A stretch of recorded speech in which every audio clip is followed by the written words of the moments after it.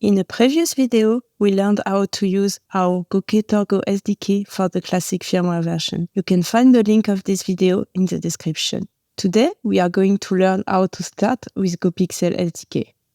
First of all, go on our website lmi3d.com and download the latest version of GoPxL SDK. Please note that GoPxL and Gocator Classic are not compatible, so you will need to have GoPxL on your sensor as well.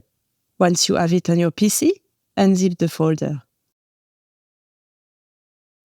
Choose your favorite programming language, either C++ or .NET.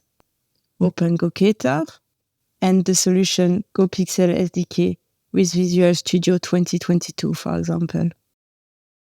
Expand the folder Samples. Here you will find a lot of examples which show you how to get the data of the Gocator and how to configure the sensor. Rebuild the solution. Everything should compile successfully. Now let's try an example. Resave Async will allow you to get the measurement results or profile or surface from the onboard tools of the sensor continuously. Here is our sensor in profile mode with a simple profile position tool. On the sensor side, you will need to enable Gocator protocol. You can do it directly into the sensor and enable the data you want to set out of the sensor, or you can also do it in your SDK program. Please check that the sensor IP address is correct. If it's the case, choose the program as starting program and run it.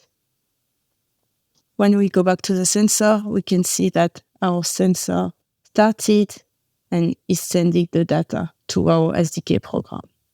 If I stop my program, I can see that I'm getting each results, value, decision, and ID for each data I'm sending out of the sensor.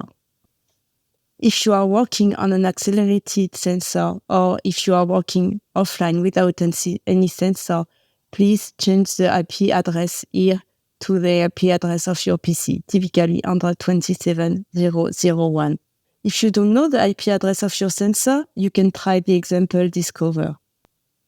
This one will give you the IP address of all the instances connected on your network.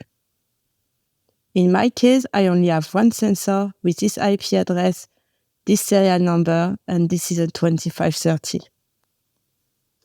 GoPxL SDK is open source. It means you can easily modify it if needed, recompile the solution to generate new DLLs, and use them in your own program. Once the DLLs are compiled, you can find them under bin, and depending on how you compile, Windows 64 or Windows 32-bit release or debug. GoPxL SDK is also usable under Linux.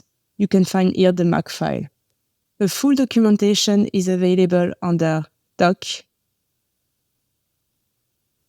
If you have any questions or for more information, please visit our website lmi3d.com.